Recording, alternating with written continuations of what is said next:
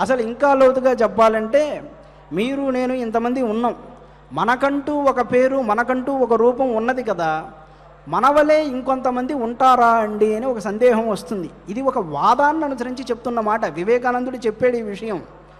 ఈ నామము రూపము అంటే మనకొక పేరు మనకు రూపం ఉంటుంది కదా, మనం ఇందులోకి రాకముందు మనం వేరే నామమునందు వేరే రూపమునందు ఉన్నాం.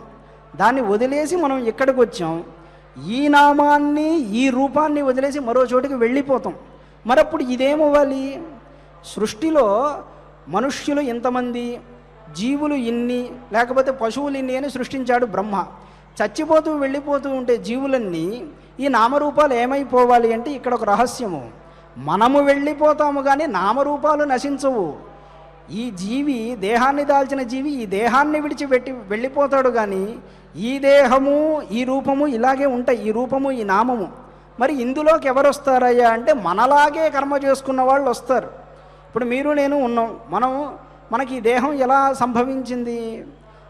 ఇందుకు అనువైనటువంటి కర్మ చేయడం వల్ల కదా ఈ రూపం సంభవించింది. లేకపోతే ఎలా వస్తుందండి?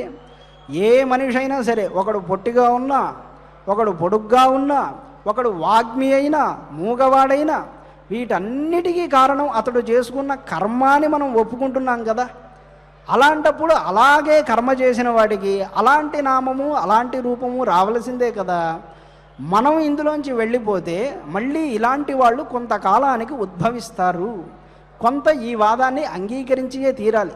లేకపోతే నష్టం ఏమిటయ్యా అంటే చనిపోతున్న వాళ్ళందరి తర్వాత బ్రహ్మ మళ్ళీ ఇంకో కొత్త రూపాన్ని కొత్త నామాన్ని పదే పదే సృష్టించవలసి వస్తూ ఉంటుంది. అలా కుదురుతుందంటారా?